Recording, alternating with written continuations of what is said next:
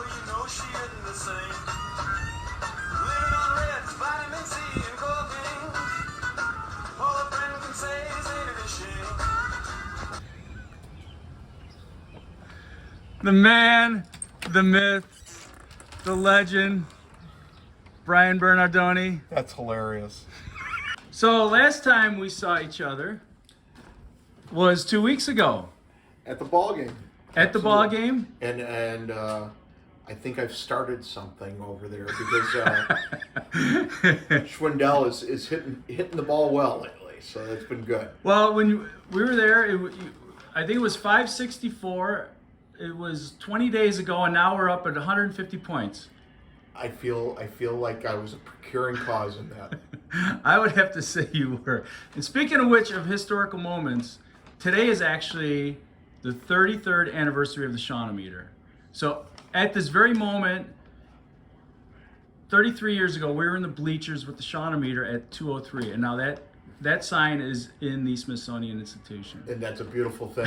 And the second birth of it is Frank Schwindel. So. Well, we went into the Schwabermeter, which tracked his slugging percentage, and now we're doing Schwindometer, which is OPS. So we keep upping the bar. And we should, because Sabre would mandate that after a while. Who knows what the next meter is going to be. But that was a fun night. So that was the first annual Right Field Sucks alumni left field bleacher outing. We had all the alumni and future guests, such as yourself and Sid Yiddish. But we had Ronnie Woo Woo. We had Jerry Pritikin, Bleacher Preacher. We had Mitch Schoenfeld. We had Ronnie Woo Woo. Ronnie Woo Woo. Ronnie Woo! Comes Woo! Ronnie Woo! Comes Woo! Ronnie Woo! Comes Woo! Ronnie Woo! Comes Woo!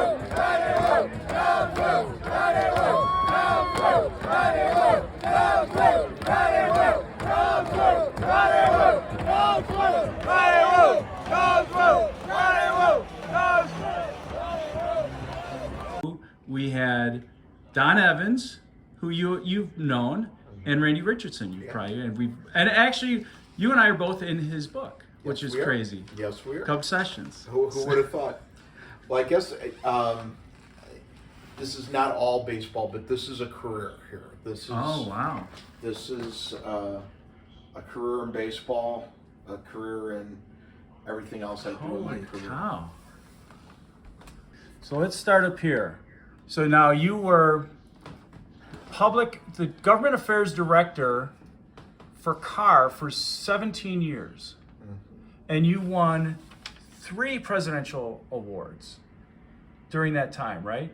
And I think 3 or 4, yeah. And you're the only living person to have an award named after him, the Brian Bernardoni Public Advocacy Award. Is that right? Yep, Political Advocacy Award. Which is unbelievable. I mean, you're probably 4 years younger than I, and you have a resume that's enough for like 3 people. I mean, it really is an interesting life you've led so far. Can you tell me some of these? Which one of these really have some importance? Oh, I mean, obviously the World Series ring is a big one. I'm a member of the Illinois State University Student Affairs Hall of Fame, which is also a significant one. There are Hall of Fames you buy into and Hall of Fames you earn. That's one, fortunately, I was able to earn and go into service on. World Series ring is very special. Mm-hmm. Now, is that an inspiration for your current?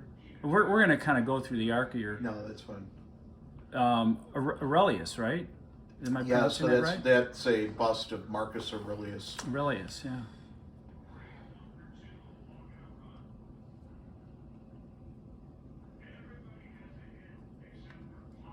Well, I think you and I have had similar collegiate careers where our extracurriculars took precedence over our studies, maybe? I think that's fair. Of course, now I'm a member of the advisory board of Illinois State University's College of Arts and Sciences, so it's I kind of fall under the George W. Bush claim that C students can do okay, but graduate school I had to perform at an A level, so and I was Well, able to do that. You had to sort of go in on probation, right? You had to really kind I had to of beg my way in. buckle down, right? I had to beg my way into graduate school. I had raised $100,000 for the senior class gift at Illinois State, and spent an awful lot of time working student government. I was student body vice president, senior class president, president of my fraternity. Did everything that you were supposed to do, except for study and actually fulfill your educational requirements. I was able to graduate from Illinois State, but after working in government for 3 years, I made a determination that I wanted to go to graduate school. And I had a number of professors who had encouraged me within my department. I took about 60 hours of political sciences in undergrad. You usually need about 120 hours to graduate, so I took half of my classes within my major. So those were the classes that actually carried me through classes at the time that I was not really good at in order to do it. So I had a lot of encouragement from professors and things like that to apply for graduate school, but my grades were marginal. So I had to go all the way to the provost level, and gave the shortest political speech I ever gave in my life.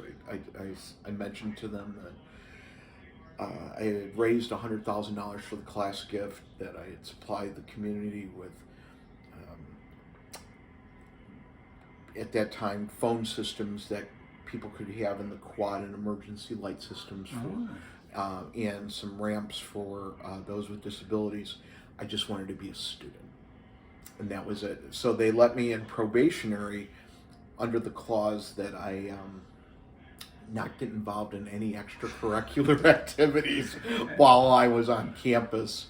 Once my probationary period was over, which was 2 classes, I promptly ran and won a seat on the academic senate. So I was the senator on the academic senate. I was president of the political science honorary, and did everything I was not supposed to do, but came out of grad school with a good grade point average and ready to go. You followed the rules, you know. I followed the rules and then broke them. I think you did okay. I think you did appropriately. So interesting. So then after that, you were in graduate school, and you were working on your thesis, right? And that's when things sort of changed for you. Is that right? Yeah. Well, in fact, we can go downstairs. You can see a little bit of a remnant of it. This is actually what happened over here. So, so in graduate school in 1996, I was made an offer to work on a political campaign for the U.S. Senate and helped a Democratic candidate in the U.S. Senate. And once that campaign was over, I had the opportunity to work on the first event honoring veterans in the history of the Democratic National Convention, which is what I did.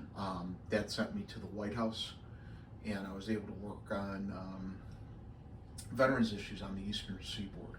Wow. So that kind of wrote my ticket to impart what I'm doing now.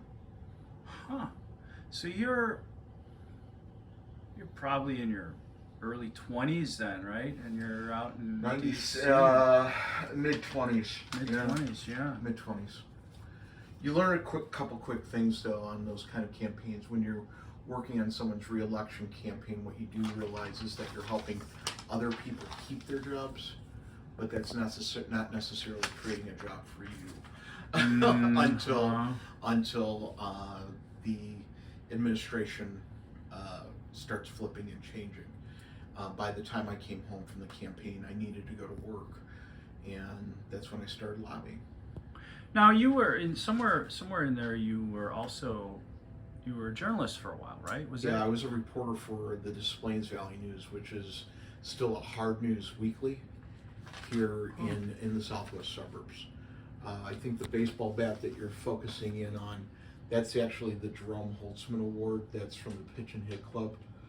And that's for my work on the West Side Grounds project. Oh, that's phenomenal. I mean, that, I drove down to CAN TV couple weeks ago. I was with my daughter, and I'm like, I think the West Side grounds are around here. And sure enough, bam, there was a sign that you got installed. Yeah, I worked with Officer Mike Reichel on that. He's a Chicago police officer, and we both had the idea and a similar approach and do it. I think you're going to want to walk through some of these pieces in here. Yeah, look at this. A lot of these are signed books, but some of these have some baseball significance. The New York Mets hat that you see in the second row there is signed by a guy by the name of Sid Finch. Oh, the infamous Sid Finch. So that's a baseball signed by Sid Finch. Huh? And a Mets hat signed by Sid Finch. He threw about 123 miles an hour? More than that, yeah. I also have the book of his career signed by both Sid and George Plimpton. Huh. I kind of collect unusual pieces. Now, in fact, I can open this up for you. are any of these going to memorials, museums? Every book that you see in here is signed. Oh, wow. Now I see Axelrod there. Yeah, that's. I enjoy his podcast. The beat reader, the books from the beats are signed by everyone from Fairland, Getty, and Ginsburg all the way through. Oh, look at that. I have a career and significant effort in law enforcement, hence all the challenge coins up there. Now, when you, I'm kind of bouncing around a little bit here, but Okay.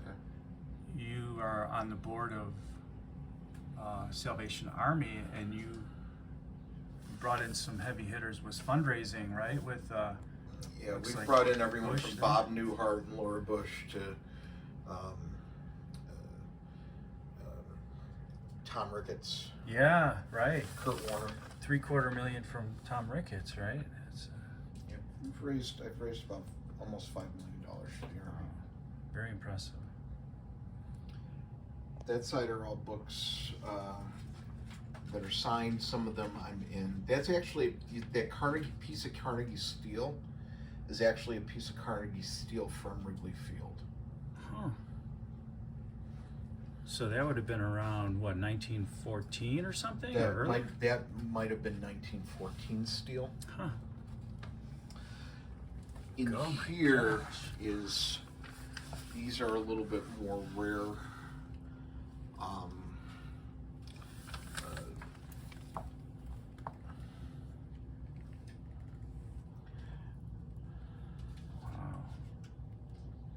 Oh, the federal. That's an actual Federals button? That's a Federals button. Good gosh, look at that.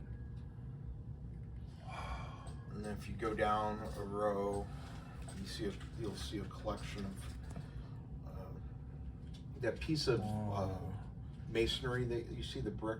Yeah. That's actually the first brick. That was the first piece of brick that was removed off the backstop at Wrigley, signed by the construction crew, who knew that I had an interest in it and made sure I got it. Oh, good for you. Well, you in '97, if I get the story right, you went on a tour, which I've never been on yet. I've been dying to do that. And you went on the tour, and you were like, I can do this better than they're doing, right? And then you applied, and you've been there 25 years now. 25 years. Yeah. And there's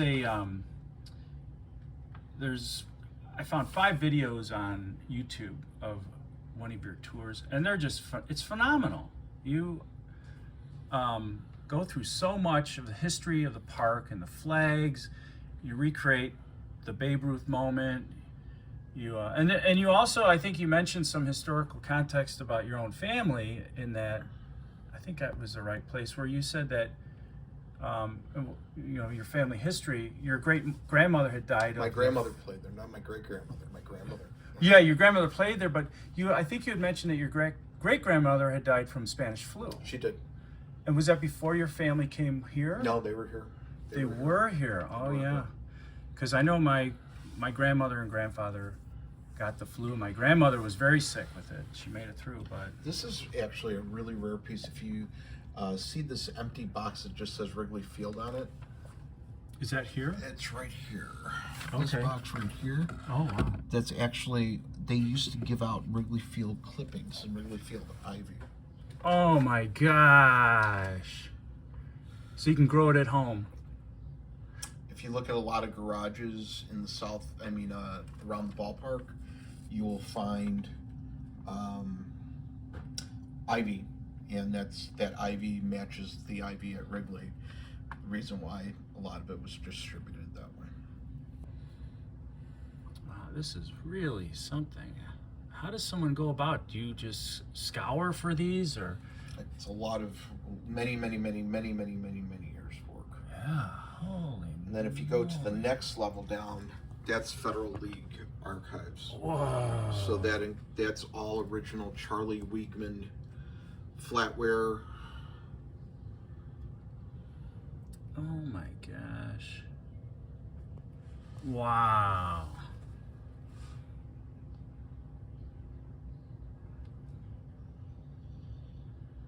Huh. Unbelievable.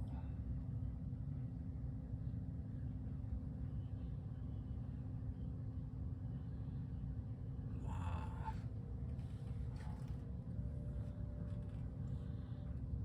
Huh. It's a different kind of collection. Wow, this is incredible.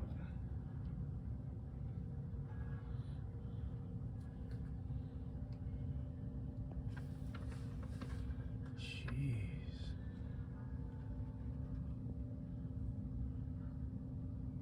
Huh.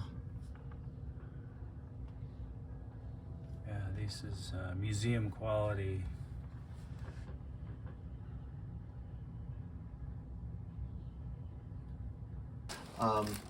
Pieces in here, again, everything in here is signed, but a lot of these books are books that I'm actually in. Sure. And work that I did over the years.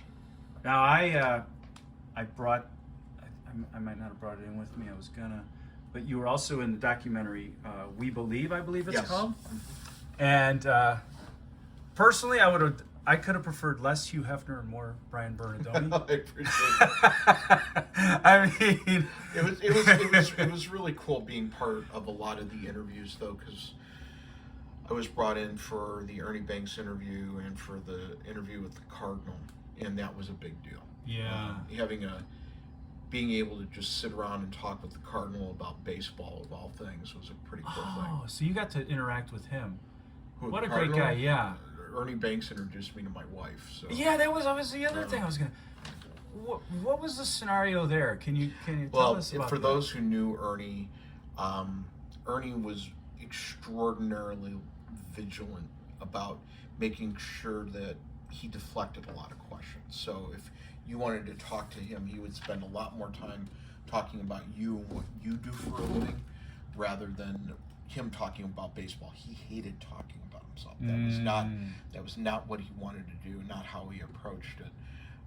But my wife and I were in an event together, and he said, have you met this girl? You guys should get married. Gee, that's incredible. And that was the first time you met her.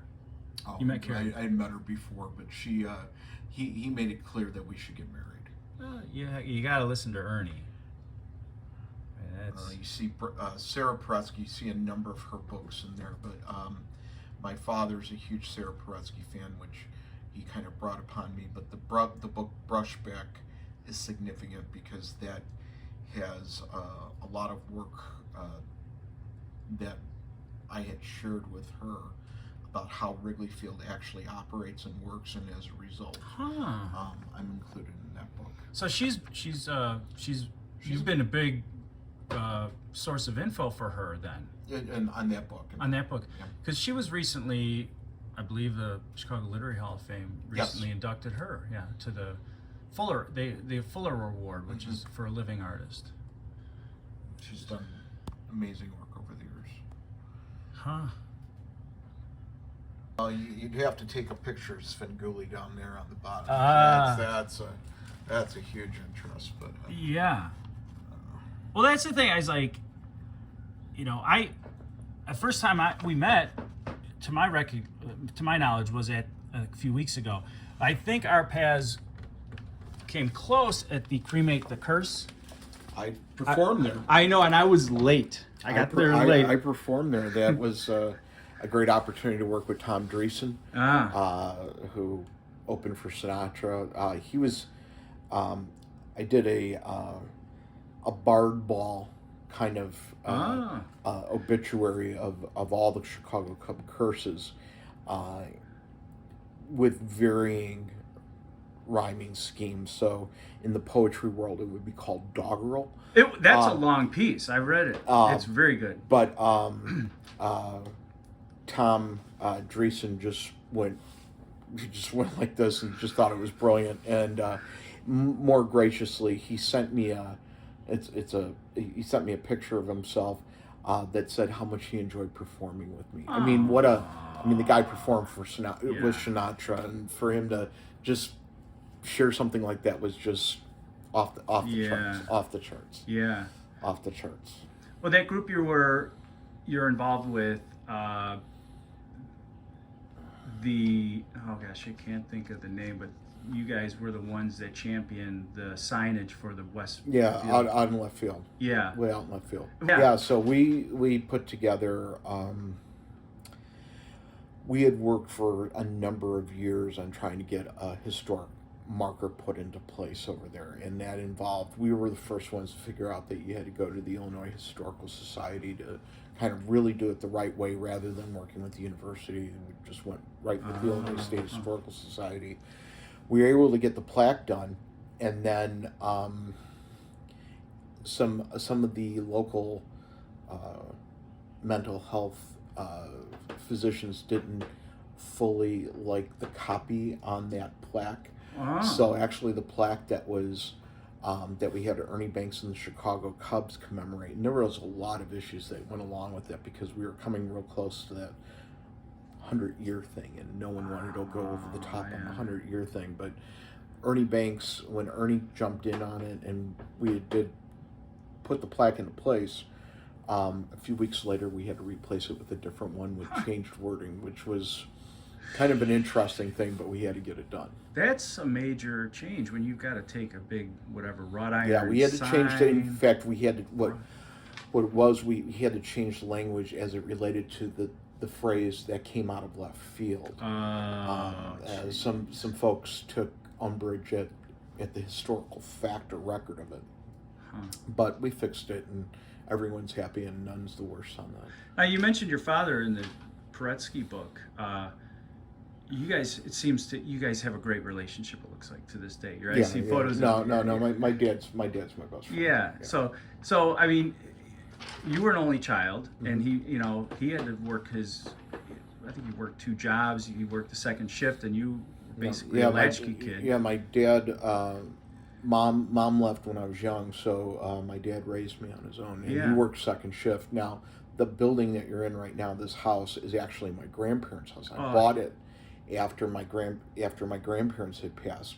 My dad had the house next door. Next door, huh? So I had my grandparents that lived next door. They were there to make sure I, was fed and things along that line. But it was really my dad that continues to be an important influencer. He seems like, and now you have 4 beautiful daughters of your own. So what advice has he given you through the years, and what have you learned from him? I think it's less advice. I think it's more you just try to emulate what he did well, which was be a good provider, be there when needed. I don't think he could have ever prepared me for 4 daughters. I wasn't I still every day is a new learning experience about having that many daughters, but it works out. Yeah. And I have 2 rabbits, so beautiful. The rabbits are special in their own way. We have food allergies in this house, so that is Mr. Pickles you're looking at, who can be reached out at Chicago Pickles on Twitter, and then he's joined by Chicago Olive or Olive, and Olive doesn't like to be out of the limelight. She knew. This is exciting to watch, but yeah, she's an interesting. They're an interesting family. Oh, that's wonderful. They're good rabbits.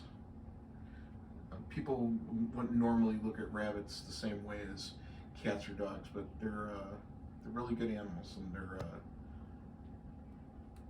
in this household. It helps to have one guy in the house, and that's him right there. That's the heavyweight champion of rabbits right there, Mr. Pickles. Yeah, you're definitely outnumbered, but this kind of doubles your ranks right Yes. there with Mr. Pickles. Yes.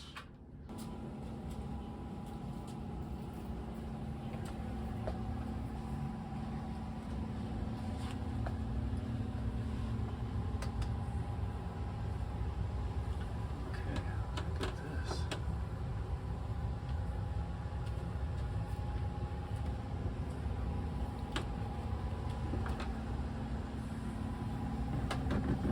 Can't look anywhere without seeing something, so it's almost Oh, this is overwhelming. yeah. It's the house is too small. As far as the Cubs are concerned, and here let's just so most of the Cubs history.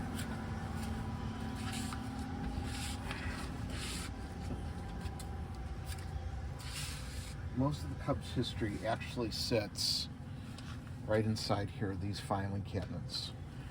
These are all original flats of all the construction of Wrigley Field. How does a Decades. private citizen Decades of searching. get this information? That is Have you been to the new Gallagher Way Hotel across from So yeah, so that all those a lot of those prints, on the wall? That was my work. I was wondering because I went in there. I'm like, So it's got to be Brian's these stuff. are all these are all jerseys. Almost every generation of Cub jersey from Holy going back to the cow. beginning of time through. You need a bigger house. Yeah, I can't display anything. I could set this up immediately, to be honest with you, as a Chicago bar, and no one would. You could feel like that bar had been there for 1,000 years, Yeah, absolutely. and no one would know the difference. All this is Cub related and baseball related books here, and a lot of Halloween. I'm a big Halloween guy. All of these plans, those are all blueprint. They're blueprints signed. It's insane. This is just decades of. These are original pieces from. I don't usually like them put in like this, but this at least allows. This is just a smattering of what kind of stuff I have. Baseball museum, right? With Dr. David Yeah. Fletcher and Yep, Fletch Castle? and I are friends. Yeah. Are you looking for a repository for all this stuff too? or- Eventually, some of it will go to Cooperstown, and then some of it will go. We'll have to find out, but these are just some recent pieces. Oh my gosh. Wow.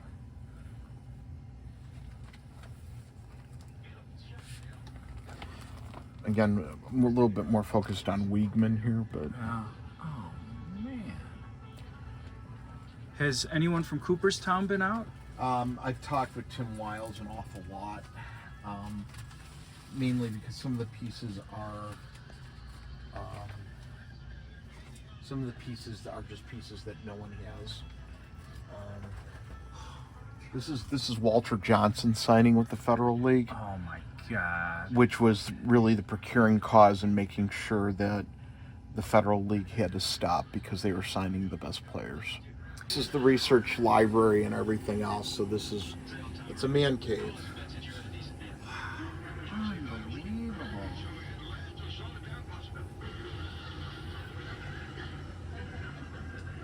Kids hang out. Now I had a running gag. I was gonna try to mention George Castle in every episode. Mm-hmm. I'm at 50% now, since I've mentioned him in this one. And of course, you've got to be a musician. Yep. What else? What do you not do? I don't fish. You don't fish. Not a good Good fisherman. for you. Not a good fisherman. Oh, there's your father right there. That's great. It's an unusual collection because you just can't. you can't. It's a mix of horror, original editorial pieces. This is an original Jack Higgins. Every rafter's got something of interest or note. Now, Like the Balboa Street sign may not mean much, but I was one of the guys who helped save Balboa Street. So there's things that wouldn't even be aware of. There's a flat from Comiskey Park up there. oh yeah, oh my god. Next to a press room sign from City Hall. Those are original green seats from Wrigley Field. What makes them weird is that the green seats were a misordered set of seats. So there were several hundred of those, but that was the only time we went with the bright green. Everything else has been dark green. Interesting. I've got back here more jerseys. But I've got original. These are original Cub seats from 1914, 1920s, locker room seats. Oh man, we need a. Yep. We got to get you a building. I think you need a building. Yeah. These are just ballpark books there. Well, I think the Literary Hall of Fame was looking for something. Maybe you could team up with them and. I mean, it's both history. It's Chicago history. Wow. And it doesn't include all the. Look at that. Yeah. Oh, look at that. 1326 out of 2,500. It's not just football. I mean, baseball. It's football. There's all sorts of other sports. And these bins here are primary relic pieces. These are everything in here, ranging from tickets to autographs to so much. Well, yeah, Randy Richards said prepare to be overwhelmed, and definitely. Did we meet that quality? You exceeded that for sure.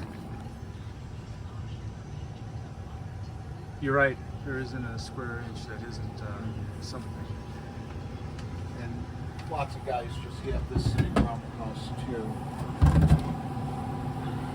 Oh my gosh. That's not just a brick, that's like a wall. Yep. And this piece, this is actually a piece. I was going to ask you, what is that? This is actually a piece of the roof at Wrigley that just came off of it. So this is the, if you look, it's tongue and groove. Yeah, I was going to say the tongue. It's about an inch wide tongue and groove. I believe that these are the oldest existing parts of the ballpark is actually the roof. So I saw it, grabbed it. Lots of different interests.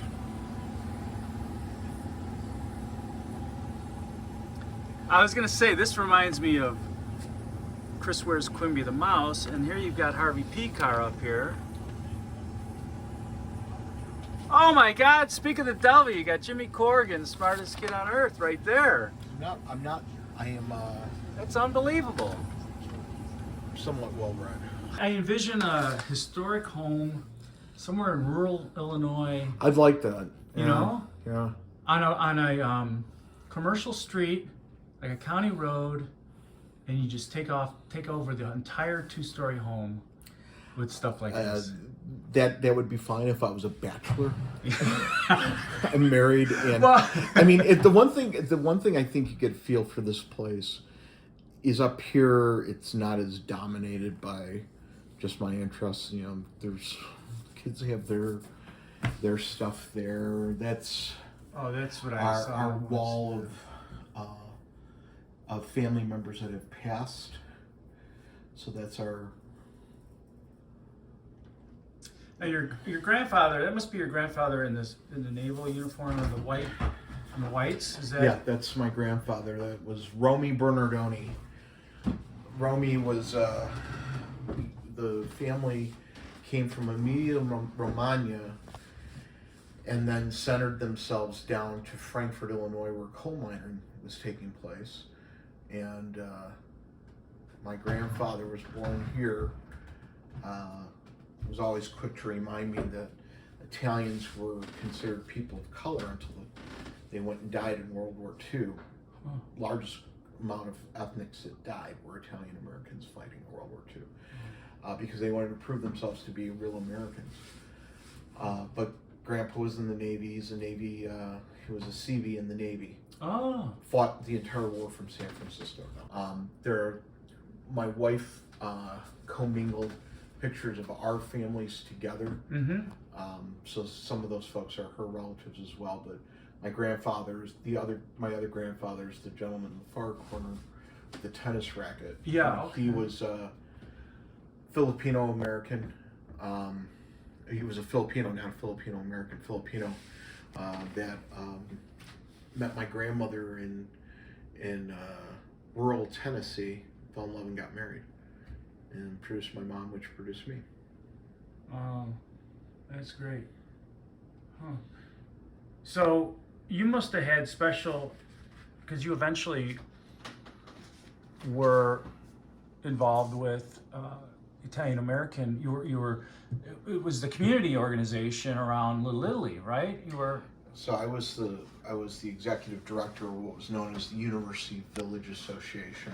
That's right. They were in the community organization that was bounded by the Kennedy on the east, Western on the west, 290 on the north, and 14th Street on the south. So that included the University of Illinois campus, the Illinois Medical District area, and the area more commonly known as University Village or Little Italy. Mm. So I was in charge of that for 4 years. Now there's an interesting story that goes back to, I think, your Illinois State days. There's a couple I wanna hear about. But one was when you had the opening of the museum, the Italian National Italian Sports. National Italian American Sports Sports. Hall of Fame. Now, you were called upon to be the bodyguard for Muhammad Ali that day. Yeah, so Ali parked, the National Italian American Sports Hall of Fame is at the intersection of Taylor Street and Bishop, and there was an alley 125 feet off Taylor Street to the north, and the plan was that Ali would be dropped off at the alley, and because there were so many people that, this is the single most widely known athlete in the world. I mean, if you think of the top three, it's Pele, Ali, and Jordan.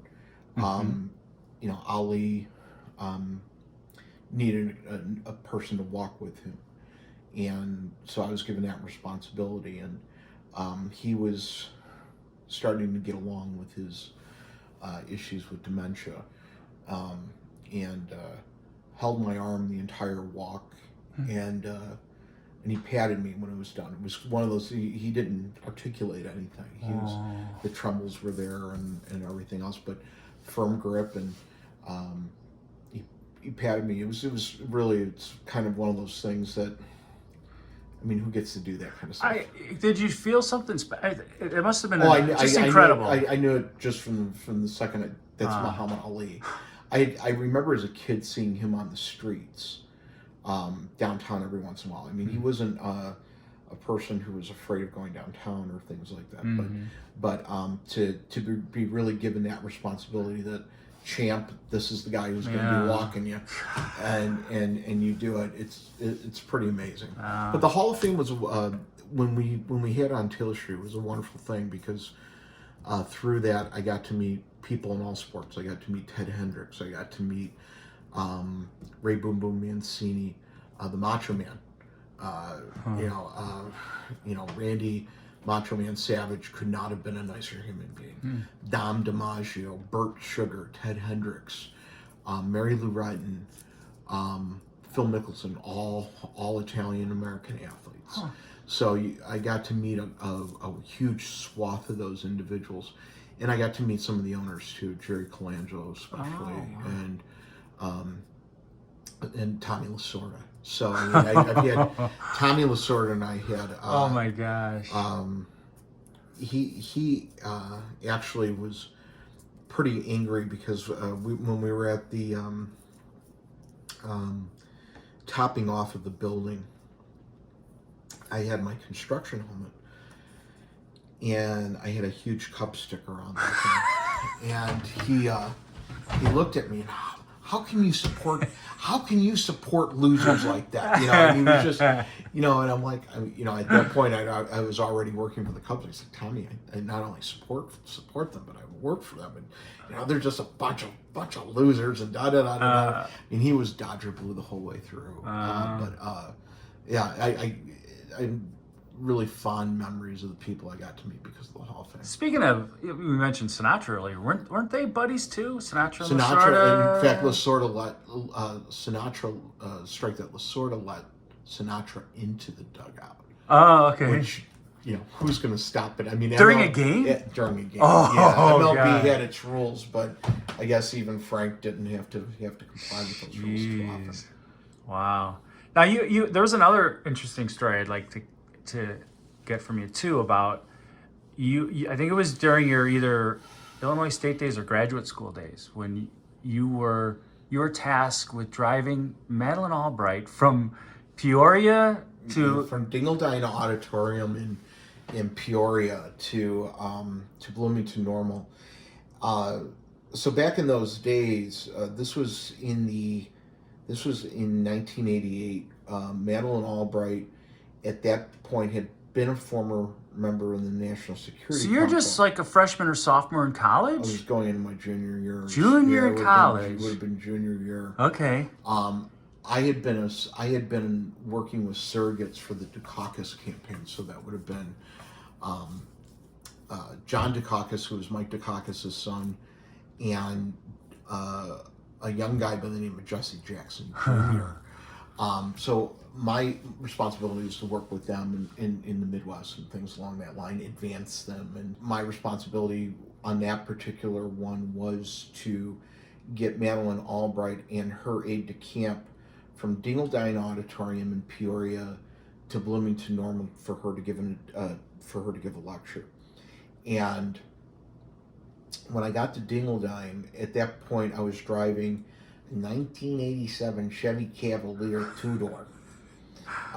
So, you know, it's a relatively new car, but, you know, this is, you know, former member of the National Security Council. And she said, Brian, I have to be on time for this speech. I mean, she was adamant about it. And I told her Route 70, I think that's 74, Interstate 74 is kind of a speed trap between Peoria and Bloomington Normal. Mm-hmm. And she reminded me that she was a former member of the National Security Council. She had served under 3 presidents. And that she would get me out of any ticket that I got. And I said, all right. So so I got her to Illinois State on time. But what was more fascinating was during that time period I was studying Soviet foreign policy. Oh, wow. And I spoke a little bit of Russian, and we were to be able to spend a good 45 minutes with the former member of the National Security Council who would later become Secretary of State. I mean, and she was just a regular person. I think I don't change how I talk to anybody. It's too complicated. My life gets too, there's too many people I'm involved with for me not to be just consistent across the board and just be who I am, do what I do, share information, gladly learn and gladly teach, right? Mm-hmm. And with her, we got to have some really good conversations about just a wide variety of things, of her growing up in the Soviet system to, you know, what she saw as the rising risk to, I recall talking with her, comparing the Soviet Politburo to actually machine politics in Chicago. They both had very similar structures and how they operated, how they worked, and it was a great conversation. So I get her to Bloomington Normal. My hitch is done. Flash forward in 1996, I had, was invited to the White House to welcome back the President and Mrs. Clinton, and this is, a pretty historic thing. A Democrat had not won re-election since Roosevelt in that time period. So that was kind of a big thing. Here we are claiming back the White House and da da da da da, and we all had these dorky T-shirts. I still have mine. Welcome home, President and Mrs. Clinton. Gosh. And they made. You see Warren Christopher with one on. You see, Liam Panetta. All these guys had these things on. And I saw her, and she looked at me, and she said, "Peoria?" Oh my God. And I said, "Yeah." And we ended up talking, and I think when she did her book signing on her biography, we saw each other again and talked for a few minutes. So and that was just, literally an hour and a half long relationship, between extricating her from Dingledine all the way over. But her memory was incredible. Paul Simon had the same thing. I was an advance man for Senator Simon and Senator Dixon, and did an event with Simon. I had both senators for this on the same day, February 13th, 1992.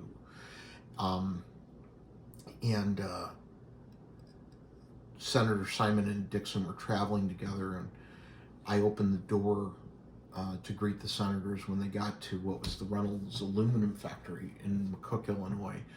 And Paul Simon looked at me and looked at Senator Simon. "Why, that's Brian Bernardoni. Alan, you've got a good advance man. He's the best." Oh my God! And that was Paul. That was Paul Simon. So Jeez. they were really good about remembering names and where you were from and things like that. George Ryan was the same way. Even President Clinton, to that extent. He was just, he had that kind of thing. Huh. So that Kind was of an odd kind of footage you got, because you got the baseball guy. No, and you this got is great. The growing up what I do, and Well, that's Yeah. the grown-up stuff is just as fascinating, in my opinion. It's like here, almost 10 years later, she recognizes you. Easily, in a room that's everyone's wearing T-shirts, and I would imagine after you spent that time with her, you probably followed her career. I would think, absolutely. right? Because you're interested. You Well, know her now. It's kind of like that great scene in the movie Reservoir Dogs, where, if you remember, there's a wonderful rooftop scene where they're trying to infiltrate the gang in order to get in to do this, the heist that happens in Reservoir Dogs. And every good crook has a story, and it's that story about, and I think the way it was lined up, where something goes wrong, and everyone's kind of got that story, or how you ended up in jail for some things like that. I found in journalism and definitely in politics, and that's that whole war story thing, or even in baseball, to bring it back while you're here. I think we all have those stories. If you've really been part of it in one form or another, you all have stories that add to the legitimacy of how you got to where you're at, that you just didn't kind of fall into it, that it's a whole series of dominoes that create the person, right? Right. And I've been fortunate as a reporter, as a lobbyist and political operative, and someone who got to be around baseball, and even my role with horror. I just managed to build good relationships that were meaningful for both sides, which is what you want out of a relationship, and work with people. I've never really tried to. I never saw an advantage of trying to leverage. I'd rather build up and make people better. I think I did that with Svengoolie when we created Svengoolie Day in Illinois. That was a big deal because Svengoolie was, I think MeTV, for example, was reevaluating what they were going to do with the franchise. And when the Illinois General Assembly, created Svengoolie Day in Illinois, and I wrote that legislation. It was one of those things that it sounds really kind of silly, but it was really important for not only a TV legend, but now since Svengoolie Day happened in Illinois, Rich Co's and Svengoolie are no longer just Chicago's franchise. Right. They're a national treasure, and it's those kind of things. I think, frankly, giving the tours at Wrigley gave me access to a building I'd always loved, but I wanted to learn more, and I got to meet some of the that Rick Fuse is a friend, or you know, so many of the guys that had worked on that building for generations saw me as and know me to be a person that they can entrust with how it was going to be done, because I'll share that story, I'll tell that story. A lot of things get done in baseball or politics or core, then no one will see the story, so it didn't happen. And in this time where everything is digitized and you can't track history as easy, the oral presentation of that becomes a little bit more important. You know, I always suffer with the fact that we don't have a Vine line anymore. Oh, you know, yeah. Or any kind of The heckler, I don't think is out yeah, there. and you Physical, realize that those physical documents for a historian like me look at are this. incredibly important. Once they're gone, they're gone. Right. Yeah. Right. Once they're gone, they're gone. And for example, I own all the microfiche of the Chicago Tribune from 1914 through 1916. Wow. Reason? Because that's got to be kept somehow. You can't find them all. That's digitally. incredible. Yeah. The Chicago Herald and all these other newspapers have long faded. Probably have insights into the history of the ballpark or the history of the Cubs that we just don't have anymore, is readily available unless you're willing to dig, FOIA, and there's always going to be an internal passion in me to make a difference wherever I'm at. I'm not one to not get involved if I see something that needs to change or fix. I think what has shifted in me from who I was 30 plus years ago to where I am now, I think everyone, you know, in your early 20s, I was living in Lincoln Park at the time. You know, you want to be along, you want to be part of whatever's happening in politics or whatever it is, volleyball. It could be, you know, it could be whatever people are involved in.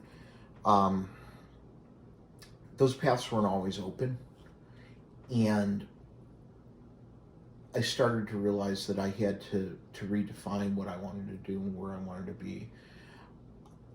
I don't think I've actually become as self-actualized as I am now than where I was then, because now I think I'm largely in a position in my career where I can pick who I want to work with and the projects I want to work with, rather than having to do what someone else says I have to do. I can, you know, definitely you have to perform for your clients. You definitely have to perform for those you're accountable to, whether it's my job working with the fire department or what I do with the, you know, different groups. You've got to be able to hit those marks. But largely I get to do what I want to do rather than what I have to do. And that's in part that's a freeing thing, but it also compels upon you that you have to not necessarily be risk adverse, but make sure you've got balance. And a compass, right? And absolutely. yeah. Most of the things that they could all be seen as non sequitur, right? Extracurriculars and working with, for example, the fire department or Salvation Army. But you know, these offshoots of politics, baseball, and my full admiration of B horror and all things along that line. But they're also for me being I'd like to think a creative person. Those are good outlets, and most of the things, and my wife will say this on occasion, that if you get involved in something, you're running it pretty soon. Right, yeah. So I need to also be careful about that, because you know, you got to give other people an opportunity to grow. I can't, you know, I don't want to be part of something and see problems and want to take it over when maybe I can mentor now, and that's kind of where my phase of my life is. Yeah. Or I can mentor someone else. Hey, did you notice this, this, and this? You might want to consider doing this. Why don't you take charge? Why don't you do something with it? The Army's got a special place in my heart. So does the fire department. Both of those things are things I'm very passionate about, and those are two big projects that self-sustain me. I was a beneficiary of one of your initiatives too. You were involved with the neighborhood stabilization program, and there was an RFP for realtors, and I was one of their top realtors working with Darlene Dugo. Yeah, you remember her, Harley? And Darlene's off on she's the land bank. She works for the land bank. Yeah, land bank. You know, the land bank was a hard thing to get through because I actually had I never thought I'd be having to lobby my own trade association to follow the position I was taking.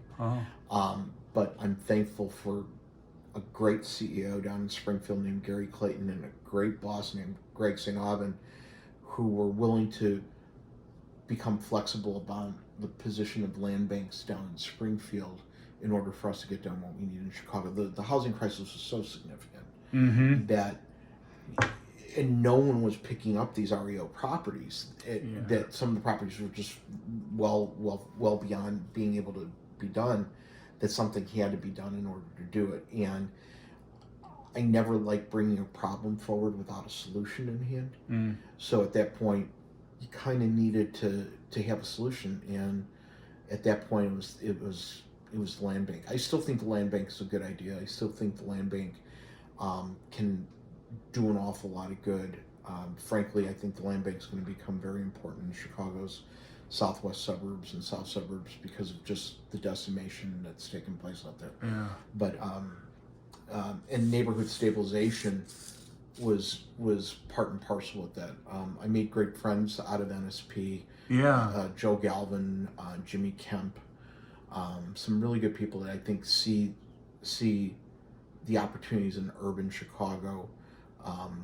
They really don't need that much, but you've got to be focused on it. And we wanted to make sure that realtors understood what NSP could do, and I'm encouraged that you did that, and a number of other realtors did well. Yeah, that was fun. And it evolved into the micro market recovery program. MMRP was involved with that, and then it finally dried up. And then I was working with CHA for a while, sort of sourcing properties for them. So the tentacles, and you meet some of the great characters in housing. I mean, the Taft Wests of the world. And Darlene is wonderful, and the Jack Markowski's and all the guys that were doing some big stuff. What all those nonprofits really needed, and I believe that, when the book is done on me, people say if you went to Brian would find a solution and make sure you were involved in that solution. He wasn't out to, say no. I think no is a very rare word to use in lobbying. I think you've got to find solutions. That's what you're charged to do. Yeah. Well, this has been a pleasure, Brian. I appreciate you sitting down with me and coming out the other couple weeks ago. And looking forward to staying in touch and seeing more what you do with the Cubs. Thanks, man. Thanks.